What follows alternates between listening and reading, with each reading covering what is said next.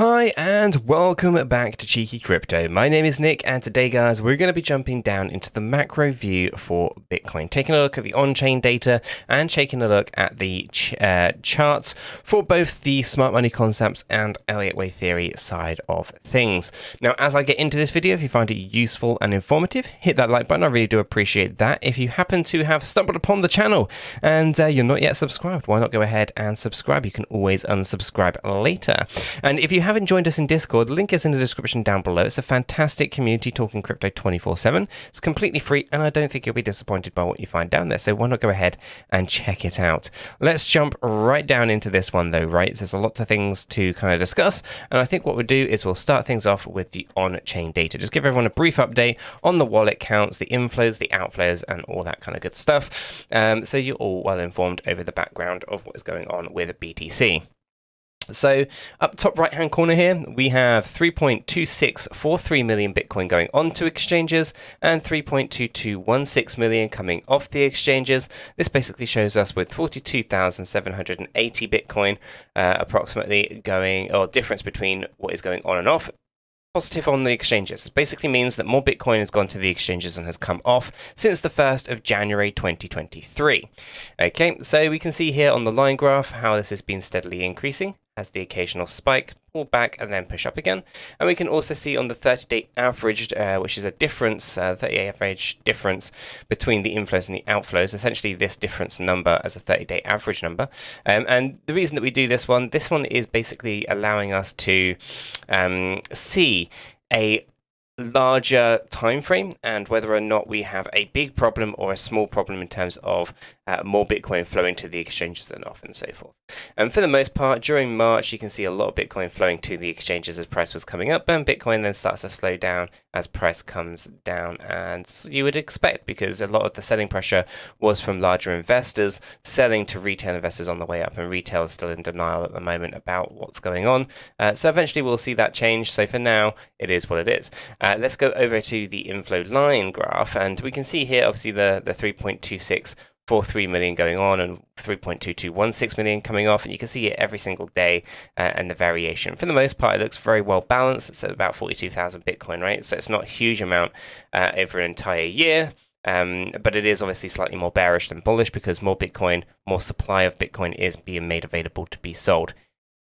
No, not perfect analogy, but it helps you understand that if you're moving Bitcoin from a, let's say, external wallet, your own wallet, to an exchange, you're generally doing so because you want to make it available to be purchased, or you want to sell it essentially.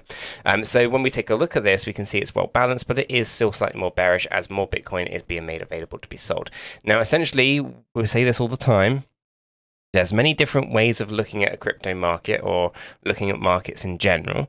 In terms of cryptocurrency, in my opinion, and it is just my opinion based on the logical flow of data and just how generally things in this world work, that is that supply and demand are your key metrics. Okay, so supply and demand create an imbalance, or an imbalance in the supply and the demand, I should say, will either push price to the upside or pull price to the downside.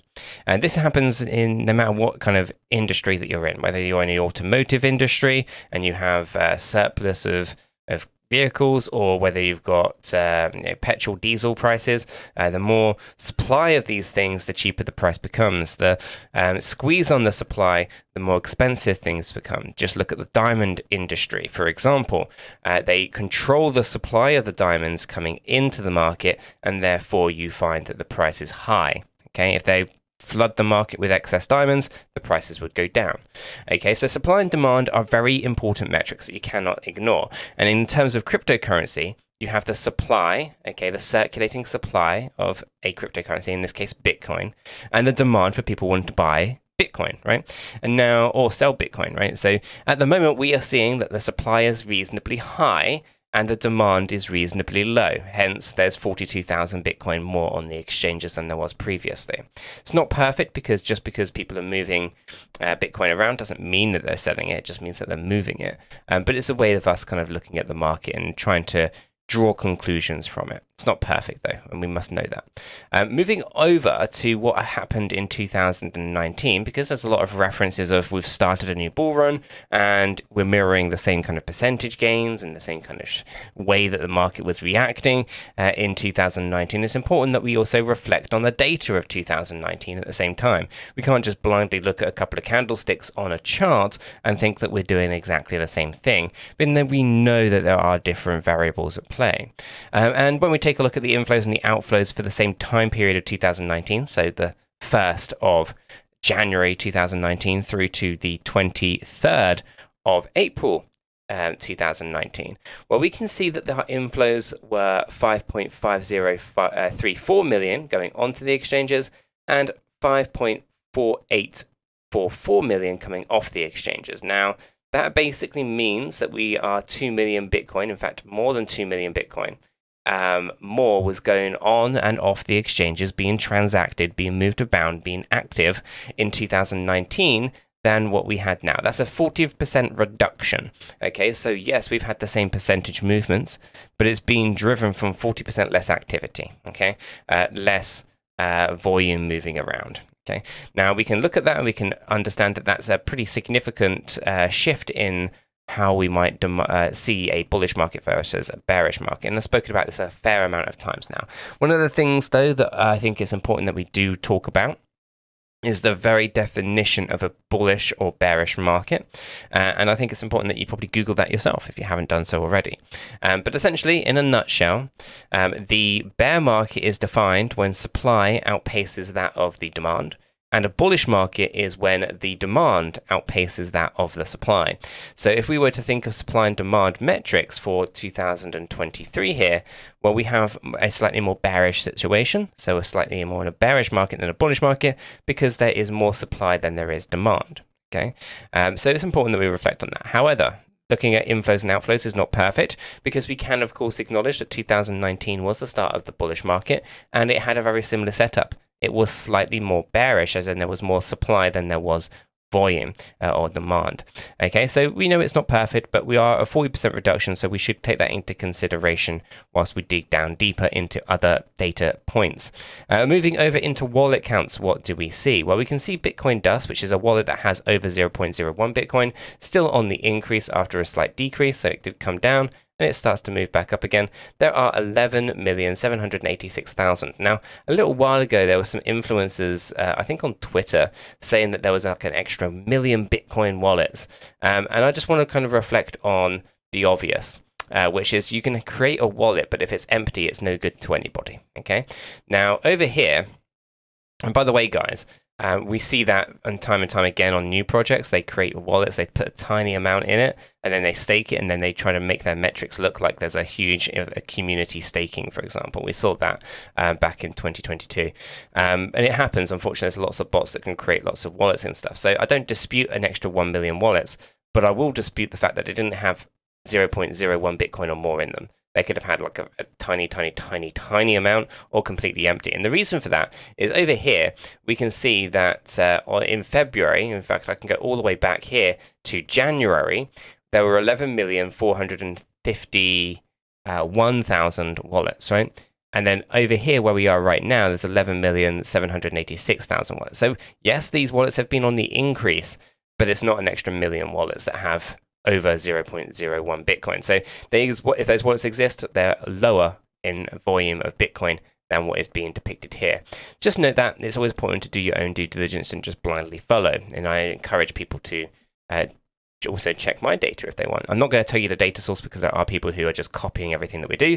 So my data source is going to be remained anonymous for now, but it is very legitimate and well known in the space nonetheless. You can dig into that as you want. Now, as we come over into the other retail-sized wallets, we can see we've got Krill, which is something that the community named, over 0.1 Bitcoin per wallet, Shrimp over 1 Bitcoin per wallet, and Dolphins over 10 Bitcoin per wallet. And these are just retail investors. They follow price action. They believe in what other influencers are saying, but they are at different wealth levels. Okay, you've got kind of your everyday 9-to-5 workers. You've got people who are probably high career-focused individuals that have over 1 Bitcoin, have savings and so forth, and investors. And then you've got your high net worth individuals on the 10 Bitcoin side of things. So all retail investors, all emotional and overreact to price movement, all on the up, right? Because they believe that the bear market is over and the bull market has started. For many different reasons, but essentially I believe that this is pretty much just driven from the fact that a lot of influencers out there all turned bullish because they're all in the same group together and they form their own common narrative that essentially the market is in a bullish state of play. Unfortunately, though, I don't believe that is the case, and I've gone through that many times. But nonetheless, we can see that retail has FOMO'd in heavily. And, for the most part, some of these guys have made significant gains, which is great. And the only question is, are they going to be able to come out of those positions, lock in those gains before the market turns on them? It's already started to turn pretty significantly. And you can see here that the krill are buying this recent dump to the downside, and they can see that they're still accumulating. Even our shrimps at the 1 Bitcoin, but you can see that starting to kind of, plateau a little bit up here. Our dolphins thought they sold here at 28,000, bought at 30,000, and they're buying, then they start to sell again. So again, you can see time and time again they're making the wrong calls, and it's a typical retail thing. Now, if we jump over into the institutional level investors, what do we see? Well, we can see that sharks over 100 Bitcoin per wallet. They did push up a little bit further, but start to come down. And we'll take a look at the 365-day views in a second. We have the whales coming down recently after a slight push to the upside, and our Kraken size wallets 10,000 Bitcoin or more have been pulling down, and they're fluctuating a little bit here. So you can see how these guys are providing Bitcoin to the retail investors, and it's always important that you understand that when you buy Bitcoin, you're not just buying it from an exchange, right? The exchange isn't buying Bitcoin to sell it to you. You're basically being paired up. The order books are an indication as to kind of really what's going on. And that is essentially that there's a buyer and there's a seller, right? If you're buying Bitcoin, someone is selling you Bitcoin. And if you're selling Bitcoin, someone's buying it from you, right? The exchanges typically aren't that involved. I mean, they do own and hold Bitcoin, and sometimes they provide liquidity in that sense. But typically the market makers, such as, Binance or KuCoin and Coinbase or whatever, typically they are pushing prices around a little bit, and you can see a little bit of manipulation in sometimes how some of those exchanges work. I'm not saying that they are definitely doing that, but there are some patterns in data that you can see that, you can see how price moves up and then pulls back down in a very similar way. Market makers typically are only really interested in the fees, but they will happily trade as well if they see things that are going on. They've got to bear in mind there's a lot of data that these exchanges have, and they can take advantage of that. Anyway, I digressed. So what's really going on here is there's a buyer and a seller. You've got retail buying and you've got institutional grade investors selling. So you've got your professional traders and you've got your whales and you've got your market makers as far as I'm concerned there. Although those two could be the same thing, because you could see that maybe you've got cold storage for warm wallet whales, for example. Anyway, let's move over to the 365-day view, because one of the things that this 90-day view doesn't give us, bear in mind this is the last 90 days and what they look like, it doesn't give you the idea of what the bigger macro picture looks like. And so it's important that we take a look at what's going on with the shrimps, right? The retail investors have just been buying up every dip known to man during this bearish market, right? We can see that they had the initial pull to the downside. They weren't really participating. Then we started to hit this low in, I think, early February 2022. You can start to see the price pushing up, so they can start to FOMO in. Comes down, bottom comes in June, right? That was basically the big tell for many Moonboy influencers on YouTube, Twitter, and Facebook, wherever, right? And basically the bottom was in, and basically this is really what kickstarted the FOMO from retail. And you can see that we knew that this was never going to be the case for many different reasons. One, it didn't have structure to it, but retail nonetheless FOMO'd in. It starts to plateau a little bit because it doesn't have that moonshot about it, and so they start to wonder. Then the November low comes in and they really do launch to the upside. Now, this is really driven more through fear. This isn't necessarily accumulation. It's withdrawals from exchanges. So these wallet counts are external to exchanges, which basically means these are individual wallets, like let's say a trust wallet or a ledger-based wallet or whatever, right? And so there was a significant surge to the upside with the number of wallets being created, as well as withdrawals from the exchanges. And this was happening in November after FTX crash. And you can still see that now the bottom is in, according to the narrative of the Moon Boys and so forth. it really does compound that FOMO, and they continue to accumulate and ride this up a little bit higher.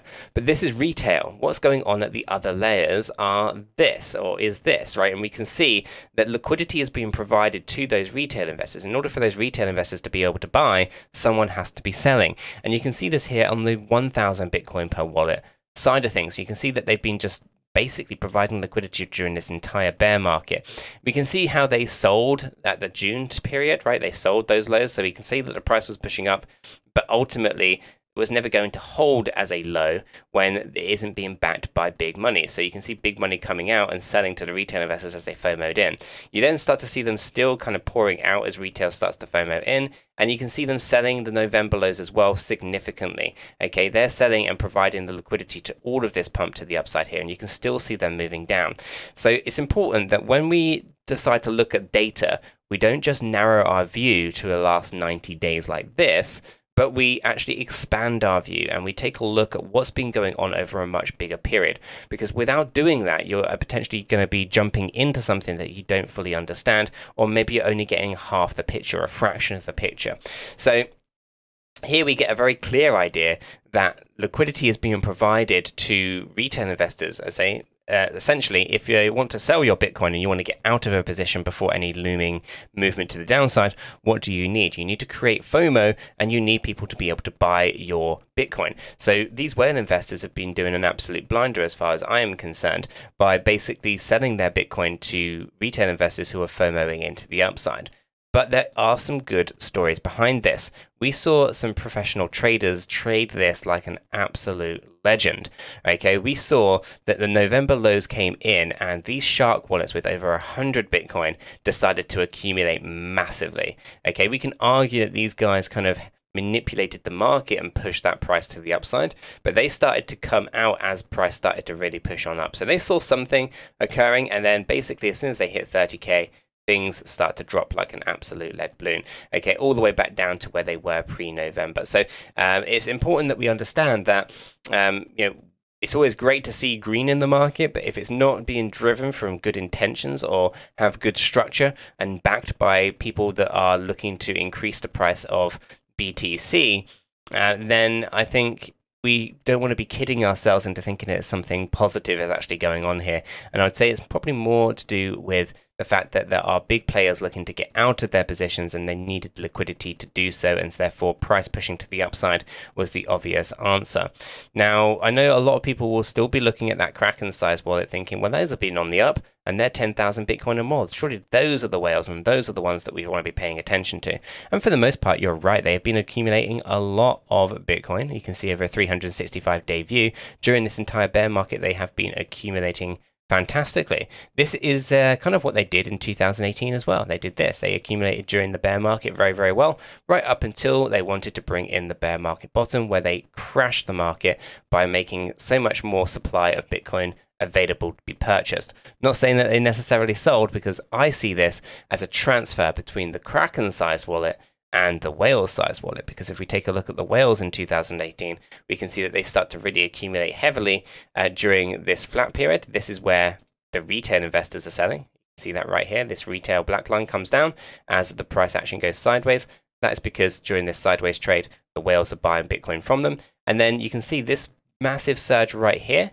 This is right as this 29th of November, and the 29th of November puts us right here when this wallet starts to come down. Okay, so we can see that there's a transfer between our whales and our Kraken and our shrimp, and all Bitcoin seems to be flowing towards the whale wallets, right towards the very end of a bear market. Okay, but do understand that they were buying pretty much several weeks beforehand. September, about 2 months or so it took them to accumulate. Okay, so when I take a look at the data now and I think, okay, well, where are we on this journey? Well, at the moment, retail's still buying. They're not selling their Bitcoin. Until they're selling their Bitcoin to the whales, I'm not expecting the price action to be overly positive. And the Kraken size wallet, well, the Kraken size wallet continues to kind of just buy and accumulate Bitcoin and is yet to do anything. So, yeah, I'm not convinced. I don't think bullish market. I think that there's a lot of Probably one of the biggest traps going on, in my opinion. But let's jump down into the data of the charts, right? So now we have an idea that the on-chain data helps us understand that there's various different players and participants in the space. It gives you everyone a brief update as to kind of where everything sits at the moment. So 40% reduction on volume in terms of inflows and outflows on the exchanges. So exchanges are seeing 40% less than what they saw in 2019. We can see that large investors are not getting involved and only retail investors are getting involved, which then takes us into the charts here to see that, well, price actions moved up, and is it actually all just DXY driven? Is it the weakness of the dollar that's really driving it and FOMO from retail investors? And are we actually going to be in a world of pain soon? And I think we potentially are. We're seeing a potential move on the smaller timeframes here that could lead us into a very significant movement to the downside. Could either be a zigzag pattern, which I think is probably my preferred option, and that would take us down, you know, potentially into a new lower low, which would basically allow us to then look at this as a Z wave movement. If I bring this down here, we would have this as a Z wave. So we'd have ourselves a W, where actually it's a bit too high. Let me bring this in. W, X, Y, X, and Z, like that. And we would see that as a potential movement. It's not perfect. I don't overly like that one, but you know, it is what it is. Alternatively, we have ourselves a big correction here from these lows to the upside. And all we're really going to be looking at is a much bigger A, B, C, and we look for a big 5-wave corrective structure, which would put us more in something like this, real deep, and takes us into significant lows. So there's a lot of things to be thinking about, lots of different things occurring, and we should be aware of them all so we can make more informed decisions. Now, ultimately, we are in a bullish state of play at the moment. That hasn't changed. We're still looking for equilibrium, and we're looking to fill those fair value gaps. That hasn't changed. So from our macro view, everything is still very much aligned. Our higher highs, higher lows have broken down. We found support on the 50 EMA. Again, these are things that we've been talking about for a while, so nothing unusual there. I think we will lose the 50 EMA and we will eventually head down to the 200, but don't expect that to be a straight line. I would look at this thing, as I said, as a 5-wave movement on the smaller time frame here. We lose that. We then rally back up again. Again, trap people out a little bit. Moving up a little bit ways here before coming down and maybe taking out that 200 EMA.